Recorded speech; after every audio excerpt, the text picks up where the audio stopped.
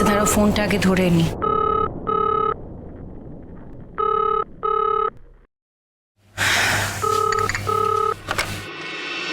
Hello, Kamalini দি, আমি doll বলছি।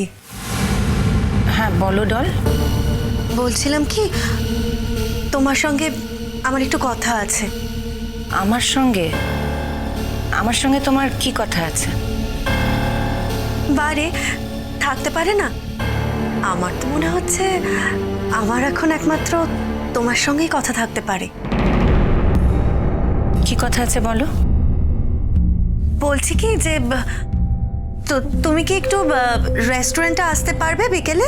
না, রেস্টুরেন্টে গিয়ে কথা বলতে হবে কেন ডল? তোমার যদি সেরকম কিছু বলারই থাকে তুমি আমার বাড়িতে এসে কথা বলতে পারো। কি এমন কথা বলার আছে যে তার জন্য আমাদেরকে রেস্টুরেন্টে দেখা করতে হবে? দেখো কমলিনী দি, কথাটা কিন্তু একটু প্রাইভেট। তোমার কি এমন প্রাইভেট কথা আছে যেটা তুমি আমাকে বলতে চাও? মানে আমার তো কোনো প্রাইভেট কথা নেই। তো ঠিক আছে, তাই যদি হয় তুমি এসো না বাড়িতে, না হয় আমি আমার ঘরে বসেই তোমার সঙ্গে কথা বলবো। কিন্তু আমাকে তুমি কি প্রাইভেট কথা বলবে সেটাই আমি বুঝতে পারছি না। কথাটা শুনলেই তুমি বুঝতে পারবে। তবে তুমি যদি বলো যে বাড়িতে গিয়ে কথা বলতে, তাতে আমার কোনো অসুবিধা নেই। না না, আমার কেন অসুবিধে হবে ডল? বরং বাড়িতে এলেই তো সুবিধে। রেস্টুরেন্টে গিয়ে সত্যি কথা বলতে কি আমার কথা বলার সময়ও হবে না। সত্যি বলতে কি সে ইচ্ছেও নেই। যদিও আমি জানি না আমার সঙ্গে তোমার কি এমন কথা, কিন্তু যদি তেমন কোনো কথা থেকেও থাকে আমি বলবো তুমি বাড়িতেই এসো। আর প্রাইভেট কথা আমার দিক থেকে তো নেই। তোমার দিক থেকে কি কি বলতে চায়? প্রাইভেট কথা? কোনো প্রাইভেট কথা তুমি শুনবে না। আর শোনো, তোমার কোনো প্রাইভেট কথা শুনে আমি কি করব বলো তো? আর আমি বুঝতে পারছি না, তোমার সঙ্গে তো আমার তেমন কোনো বন্ধুত্বও নেই যে তুমি তোমার প্রাইভেট কথা আমাকে বলবে। তুমি তোমার দিদিকে বলেছো? কমলিনী দি, যে কথাটা তোমাকে বলার সে কথাটা তোমাকে না বলে আমি দিদিয়াকে কি করে বলবো বলো? তবে হ্যাঁ, তুমি যদি চাও যে কথাটা আমি সবার সামনে গিয়ে বলি, আমার দিক থেকে কিন্তু কোনো ব্যাপার নেই। আমার দিক থেকেও কোনো ব্যাপার নেই। তোমার মনে হলে তুমি সবার সামনেই বলতে পারো। তাহলে আসছি, কিন্তু আজই আসছি। মনে হচ্ছে তোমার খুবই তাড়া। হ্যাঁ এসো, আজই এসো। আমি তো বাড়িতেই থাকি। তা কখন আসবে? ওই বিকেল সন্ধ্যের দিকে আসছি তাহলে। তাই এসো। তাহলে রাখছি।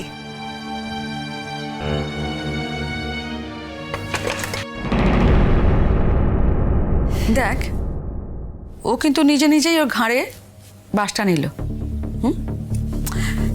আমরা কিন্তু চেয়েছিলাম ওর সঙ্গে আলাদা করে কথা বলতে, কিন্তু ও কি বলল? ও আলাদা করে কথা বলতে চায় না, ও রেস্টুরেন্টে যাবে না, তাই তো? না, বললো যে ও বাড়িতেই কথা বলতে চায়। বললো যে আমার সঙ্গে ওর তেমন কোনো বন্ধুত্ব নেই। কথাটা অবশ্য ঠিকই বলেছে দিদিয়া। সত্যি তো আমার ওর সঙ্গে কি আর বন্ধুত্ব। তাই ও মনে করে যে ওর বাড়িতে গিয়ে আমার কথা বলাটাই বেটার। বন্ধুত্ব তো নেই, বরং শত্রুতা আছে। আর সেই শত্রুতার কথাটাই তো শোনাতে যাব বাড়ি বয়ে। আর কি বলেছে?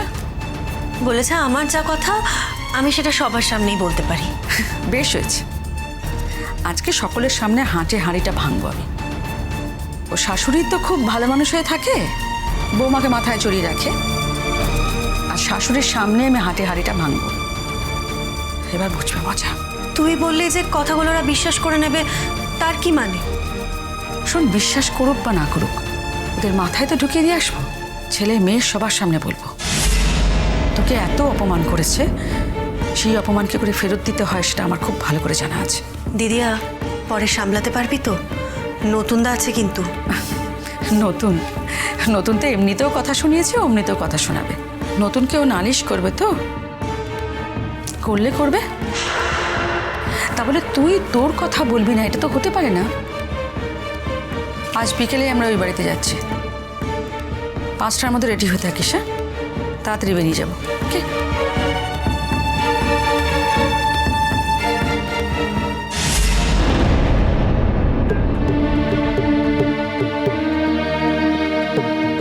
কে গো? কি মানে আমি বুঝতে পারলাম না, কি বলতে আসবে ডল? কি জানি, আমিও বুঝতে পারছি না। শোনো, আলাদা করে কোনো কথা শুনবে না, একদম শুনবে না।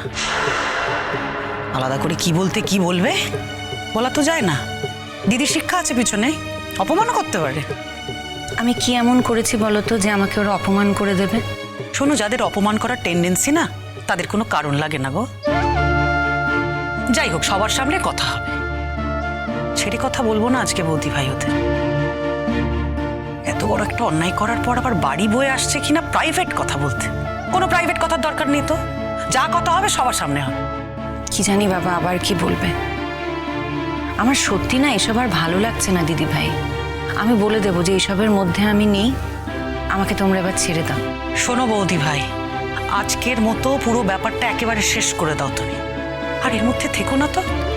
পরিষ্কার করে আজকে একটা কথা বলে দেবো, তোমাদের কোনো ব্যাপারে কোনোদিনও কোনো কথা বলতে আমাদের সঙ্গে আসবে না।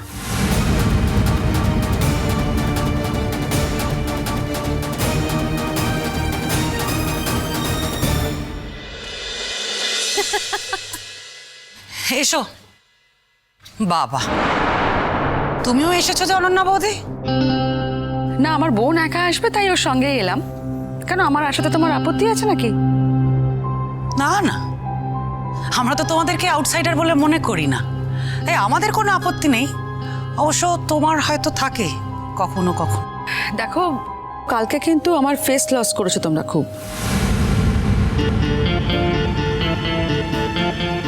আমি আছি এখানে, আমাকে বলো। ওরা তো কেউ বলেনি।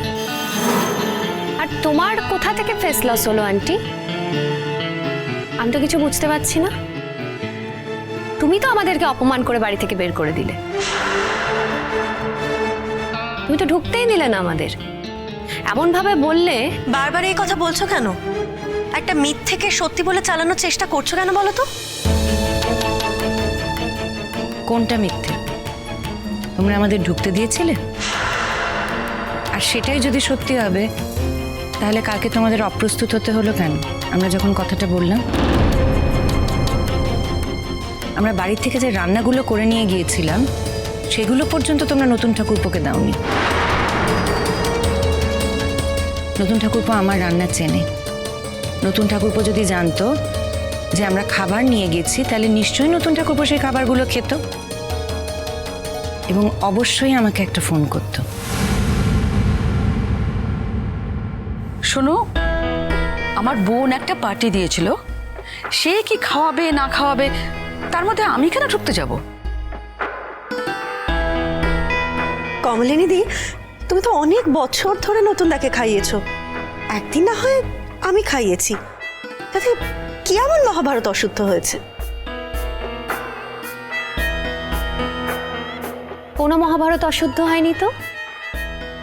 কিন্তু কেউ তোমাদের জন্য আমাদের কাছে ক্ষমা চাইলেন, সেটাই আমাদের খারাপ লাগলো। আর ক্ষমা এই কারণেই চাইলেন কারণ তিনি বুঝতে পেরেছেন যে অন্যায় তোমরা করেছো।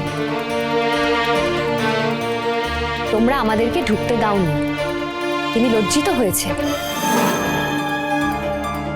আচ্ছা, তুমি এই বাড়ির কে? তুমি এত কথা বলো কেন? ছোট বড় জ্ঞান করো না?